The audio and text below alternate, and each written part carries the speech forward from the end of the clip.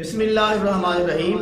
قربانی کے مسائل عرض کر رہا تھا، تو آج کی ہماری یہ ویڈیو اس موضوع پر ہے کہ کس کس جانور کی قربانی جائز ہے، اور آج کی ہماری اس ویڈیو کا پہلا مسئلہ بھی یہی ہے کہ کس جانور کی قربانی جائز ہے۔ تو میرے پیارے مسلمان بھائیوں، بکرا، بکری، بیڑ، دمبا، گائے، بیل، بھینس، بھینسا، اونٹ اور اونٹنی، ان جانوروں کی قربانی جائز ہے۔ اس کے علاوہ کسی اور جانور کی قربانی جائز نہیں ہے۔ آج کا ہمارا دوسرا مسئلہ یہ ہے کہ یہ جو میں نے جانور گنوائے ہیں، ان کی عمریں کتنی کتنی ہونی چاہیے۔ تو میرے پیارے مسلمان بھائیوں، یہ جو بکرا اور بکری ہے، اس کی کم سے کم عمر 1 سال ہو۔ 1 سال سے اگر 1 دن بھی کم ہوگا تو ان کی قربانی جائز نہیں ہے۔ آگے بات ہے بیڑ اور دمبے کی۔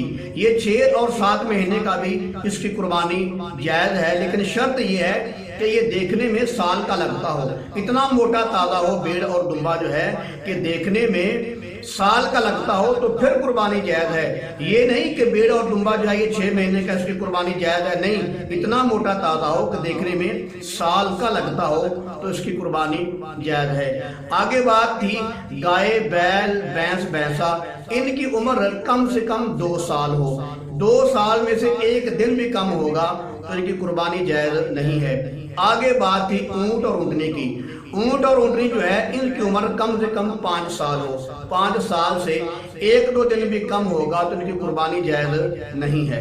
تو معلوم ہوا کہ بکرا اور بکری جو ہے یہ ان کی عمر کم سے کم 1 سال ہو۔ بیڑ اور دمبا جو ہے ان کی عمر کم سے کم 6 مہینے ہو، لیکن شرط ساتھ یہ ہے کہ دیکھنے میں سال کے لگتے ہوں۔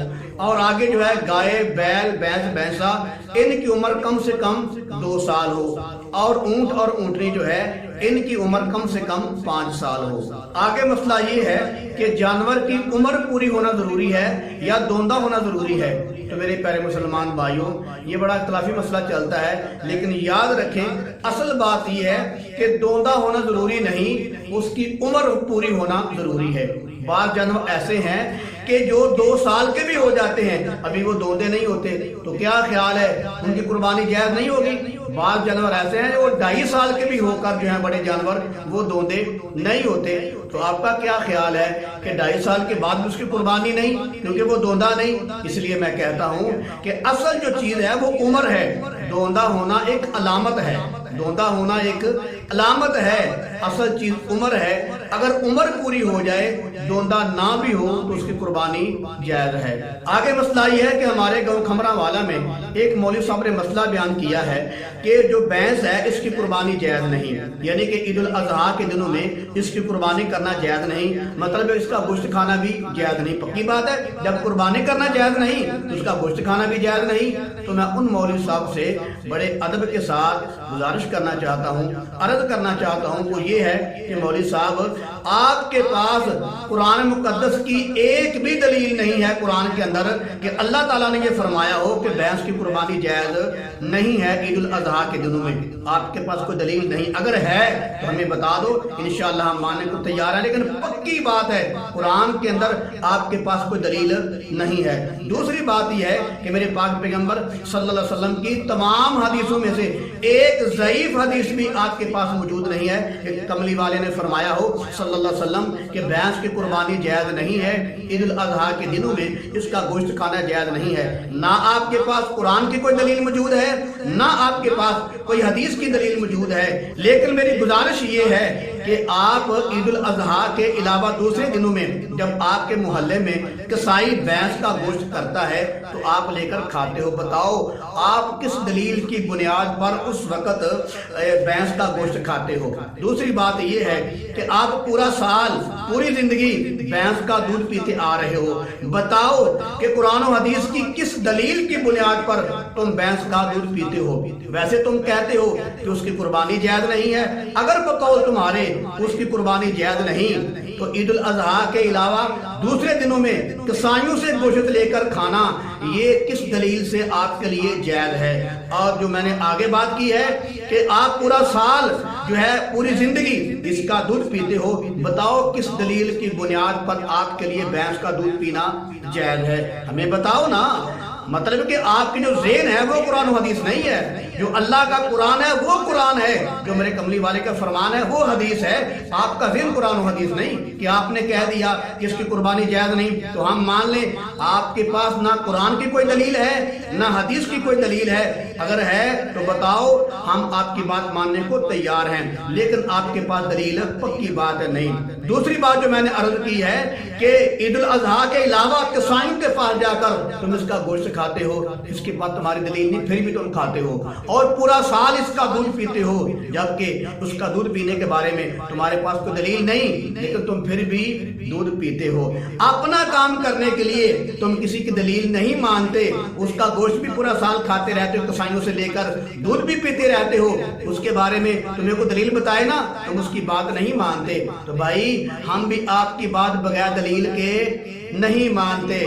آپ کے پاس نہ قرآن کی کوئی آیت موجود ہے نہ میرے کملی والے کا کوئی فرمان موجود ہے کہ بھینس کی قربانی نہیں، لہذا مولوی صاحب آپ کی یہ بات بالکل غلط ہے، انتشار ہے، فتنہ ہے، ایسی باتیں نہیں کرنی چاہیے۔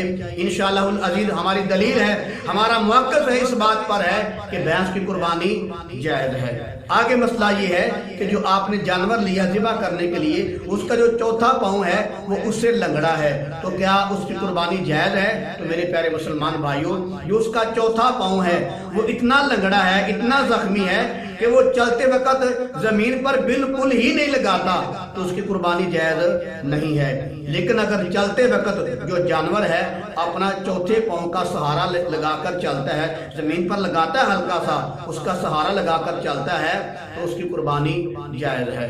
آگے مسئلہ یہ ہے، یہ جو قربانی کا جانور ہے اس کا پیدائشی اگر سینگ نہ ہو تو کیا اس کی قربانی جائز ہے؟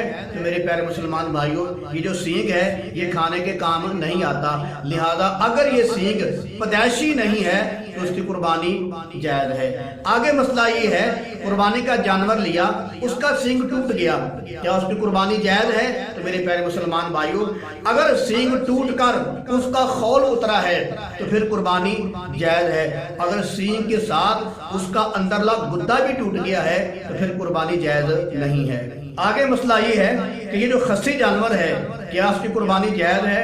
تو میرے پیارے مسلمان بھائیوں، یہ جو خصی جانور ہوتا ہے، بکرا ہوتا ہے، اس کی قربانی جائز نہیں بلکہ افضل ہے، اس کی قربانی دینا افضل ہے، لہذا اس کی قربانی بالکل جائز ہے۔ آگے مسئلہ یہ ہے، یہ جو جانور لیا قربانی کا ذبح کرنے کے لیے، اس کے اوپر خارش تھی، تو کیا خارش والا جانور یہ ذبح کرنا جائز ہے؟ تو میرے پیارے مسلمان بھائیوں، یہ جو خارش ہے اگر اس کا اثر کھال تک محدود ہے تو پھر اس کی قربانی کرنا جائز ہے، لیکن اگر خارش کا اثر جو ہے گوشت تک چلا گیا ہے اندر تو اس کی قربانی جائز نہیں ہے۔ آگے مسئلہ یہ ہے، یہ جو گابن جانور ہوتا ہے کیا اس کی قربانی جائز ہے؟ تو میرے پیارے مسلمان بھائیوں، یہ جو گابن جانور ہوتا ہے اس کی قربانی بالکل جائز ہے۔